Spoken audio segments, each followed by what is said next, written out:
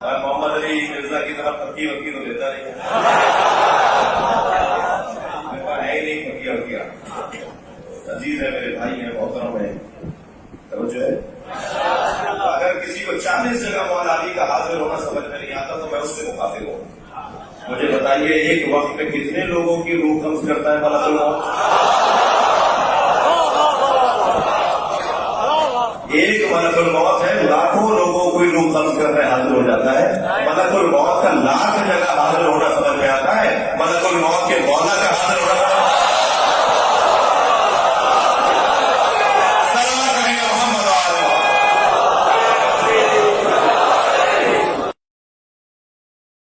صلاۃ بر محمد و آل محمد اللہم صلی علی محمد وعلی آل محمد. کہتے ہیں جی مولانا صاحب کہتے ہیں کہ ملک الموت ہر جگہ روح قبض کر لیتا ہے، اس طرح مولا علی بھی ہر جگہ مدد کر سکتے ہیں. تو اچھا وہ یہ بتانا چاہ رہے ہیں کہ ملک الموت کی اگر یہ کوالٹی ہے تو پھر میں اگلی بات کرتا ہوں. ملک الموت تو چلیں پھر بھی بہت بڑی شخصیت ہے. شیطان مر گیا یا زندہ ہے؟ اور حضرت علی علیہ السلام فوت ہو گئے، اللہ کی جنتوں میں زندہ ہے، دنیا سے تو فوت ہو گئے نا، تبھی قبر بنی ہوئی ہے نا، جنازہ بھی ہوا ہے ان کا، انبیاء بھی فوت ہو گئے. تو پھر جس کا مرتبہ زیادہ ہے وہ تو فوت ہو گیا ہے، اور جو مردود ترین ہے وہ زندہ ہے. پھکیاں لینی ہے نا. اگلی بات، فرشتوں نے آدم علیہ السلام کو سجدہ کیا. شیعہ بھی اس بات کے قائل ہیں، اہل سنت بھی، کہ نبی علیہ السلام کو سجدہ نہیں ہو سکتا کیونکہ اس امت میں سجدہ تعظیمی حرام ہے. لیکن اگر لاجیکلی دیکھا جائے کہ جبرائیل اگر آدم کو سجدہ کرے، فرشتوں کا سردار، تو ہم رسول اللہ کو کیوں نہ کریں؟ ہم جبرائیل سے گئے گزرے اور رسول اللہ حضرت آدم سے بہت اعلیٰ درجے کے، یہاں تو ڈفرنس بھی زیادہ آ گیا، تو کریں نہیں. تو علمی بات ہونی چاہیے. اس طرح کے پھر وہ کہہ رہے ہوتے ہیں دیکھیں جی کلمہ پڑھے جی، کلمہ پڑھا جی، لا الہ الا اللہ محمد رسول اللہ. ترجمہ کریں جی، اللہ کے سوا کوئی معبود نہیں اور محمد اللہ کے رسول ہیں. کہتے ہیں آپ تھے کیوں نہیں کہتے؟ ہیں کا مطلب ہے یہاں بھی موجود ہیں. یہ آپ نے اکثر سنا ہوگا، الفاظ کے ساتھ جگلنگ کر رہے ہوتے ہیں. بھئی ہیں، ہم اس لیے کہتے ہیں کہ رسول اللہ کے بعد کوئی پیغمبر نہیں آئے گا ختم نبوت کی وجہ سے. آپ کا منصب قائم ہے، آپ دنیا سے تو چلے گئے. صحیح بخاری کے الفاظ ہیں، اما عائشہ کہتی ہیں کہ اللہ تعالیٰ نے رسول اللہ کی موت سے پہلے میرے تھوک کو اور نبی علیہ السلام کے تھوک مبارک لعاب دہن کو ایک جگہ اس مسواک میں جمع کر دیا، وہ جو چبا کے دی تھی اما عائشہ نے. اس دن جو رسول اللہ کی دنیا کی زندگی کا آخری دن اور آخرت کی زندگی کا پہلا دن تھا. پھر بخاری میں حضرت ابو بکر کا خطبہ، من کان یعبد محمدا فإن محمد قد مات، جو کوئی محمد کی عبادت کرتا تھا جان لے کہ محمد مر چکے، اور جو اللہ کی عبادت کرتا ہے وہ جان لے کہ اللہ کو موت نہیں آئی، اللہ ہمیشہ زندہ رہے گا. ٹھیک ہو گیا؟ میں آپ کو ذرا کمپیریزن کروا رہا ہوں. یہ باتیں کرنا آسان ہوتی ہیں. اب یہ صحابہ کرام علیہم رضوان کا تو عقیدہ تھا کہ نبی علیہ السلام دنیا سے جا چکے ہیں، آخرت میں زندہ ہے. آپ کوئی کہنا شروع کر دے جی وہ دیکھیں جی شیطان جو ہے نا جی وہ تو ابھی تک زندہ ہے. چلیں شیطان کی مثال کی زیادہ بری لگ جائے گی، حضرت عیسیٰ علیہ السلام تو آسمانوں میں زندہ ہے نا. اگر حضرت عیسیٰ علیہ السلام زندہ ہے تو ہمارے نبی علیہ السلام تو فوت ہوئے، ان کی قبر مبارک ہے. اس سے بھی بڑھ کے یہ بھی اکثر آپ نے کہانی سنی ہوگی جی، اگلے انبیاء کو جتنے معجزے ملے نا وہ ہمارے نبی کو مل گئے. ہمارے نبی معجزات کے محتاج نہیں ہے اپنی منصب کے لیے. ختم نبوت سے بڑی کوئی منصب ہی نہیں ہے. ان اللہ و ملائکتہ یصلون علی النبی اللہم صلی علی محمد وعلی آل محمد، اس سے بڑا کوئی منصب ہی نہیں ہے. پھر میں ان کو کہتا ہوں یار حضرت عیسیٰ تو بغیر باپ کے پیدا ہوئے تھے، یہ جو معجزہ ہے کیا یہ ہمارے نبی کے حق میں ہے؟ نہیں.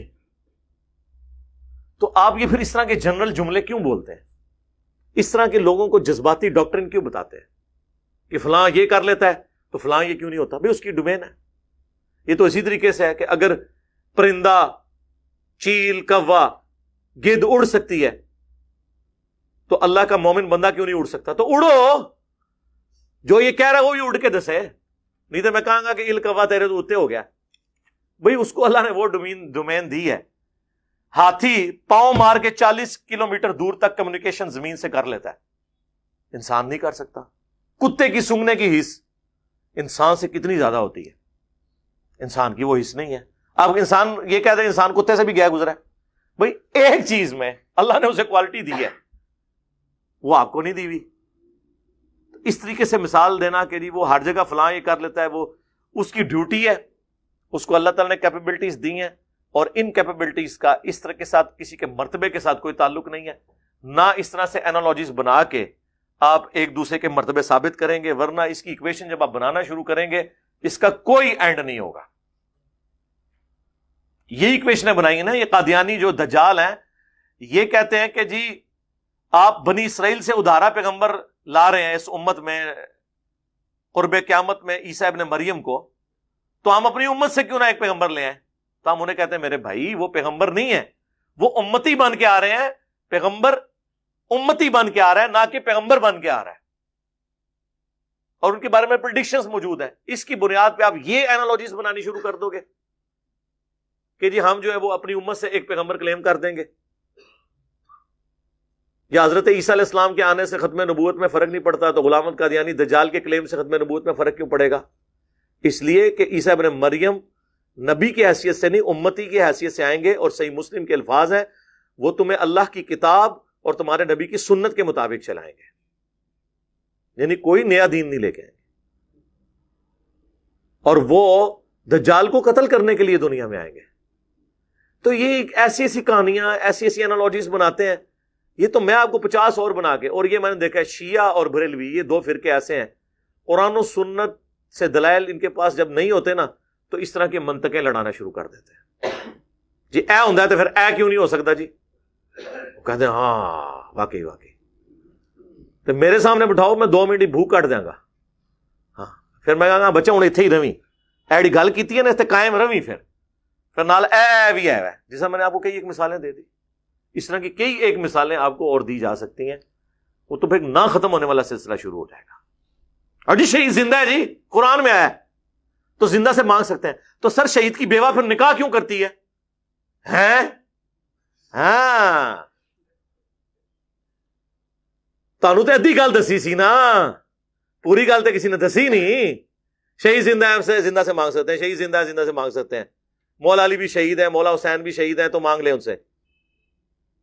تو ان شہداء کی بیویاں نکاح کیوں کر لیتی تھی؟ حضرت علی کے بھائی جعفر طیار شہید ہوئے غزوہ موتا میں، تو ان کی بیوی اسما بنت امیس نے حضرت ابو بکر سے شادی کی، جس سے محمد بن ابی بکر پیدا ہوئے. اور جب حضرت ابو بکر فوت ہوئے تو اسما بنت امیس سے حضرت علی نے شادی کی. اسی لیے حضرت علی نے محمد بن ابی بکر کی پرورش کی، اور وہ جنگ جمل میں حضرت علی کے ساتھی تھے. تو شہید اگر زندہ ہے تو اس کی بیوہ پھر نکاح کیوں کر لیتی ہے؟ نبی کی بیوہ بھی جو نکاح نہیں کرتی نا، اس کی وجہ یہ نہیں کہ نبی علیہ السلام آخرت کی زندگی میں زندہ ہے، نہیں، اس لیے کہ نبی امت کا روحانی باپ ہوتا ہے. النبی اولا بالمؤمنین من انفسہم وازواجہ امہاتہم، نبی مومنین کی جانوں پر ان سے بڑھ کر حق رکھتے ہیں، اور نبی کی بیویاں امت کی مائیں ہیں.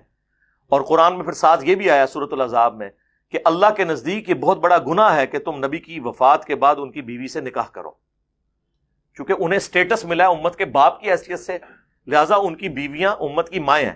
لیکن ماں کا پردہ رہا ہے، یہ نہیں ہے کہ کبھی امہات المومنین نے صحابہ سے بغیر پردے کے کبھی گفتگو کی ہو، نہیں، وہ غیر محرم والا معاملہ رہا ہے. وہاں بھی ریزن کچھ اور تھی کہ ان کی بیویوں سے نکاح نہیں ہے. یہ ریزن نہیں کہ نبی علیہ السلام قبر مبارک میں آخرت کی زندگی کے ساتھ زندہ ہے، ورنہ تو شہید بھی زندہ ہے.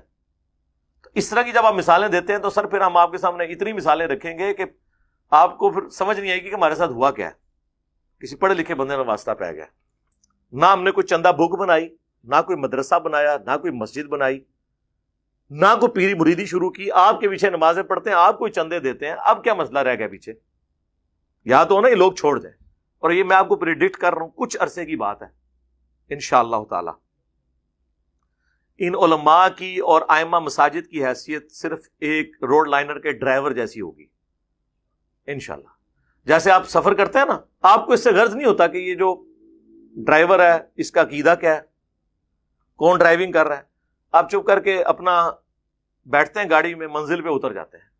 آنے والی نسلیں بھی مسجد میں ان کو اس سے کوئی غرض نہیں ہوگا یہ مسجد کس کی ہے، امام مسجد کون ہے، داڑھی اس کی پوری ہے، کام ہے، کس فرقے کا ہے.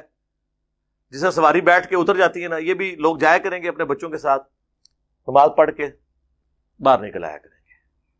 یہ خود بس امامت اور چندوں کو دیکھیں گے، عوام ساری کی ساری علمی کتابی مسلم ہوگی انشاءاللہ.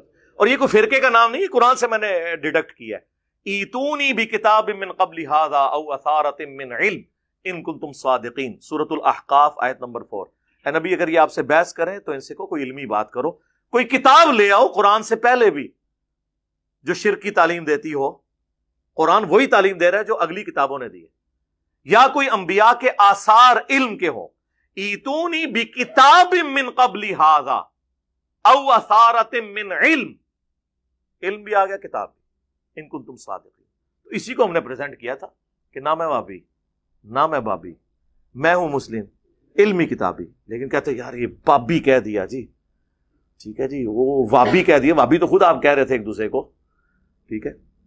پھر میں نے سافٹ کیا نعرے کو کہ مرنے سے پہلے اے مسلمان، کہتے ہیں پیار سے میٹھی میٹھی باتیں. تو میں نے یہ التجا ہے نا کہ مرنے سے پہلے اے مسلمان کر لے اس پہ غور، کتابوں کا خدا اور ہے، بابوں کا خدا اور. پھر بھی ان کو بات سمجھ نہیں آئی ہے.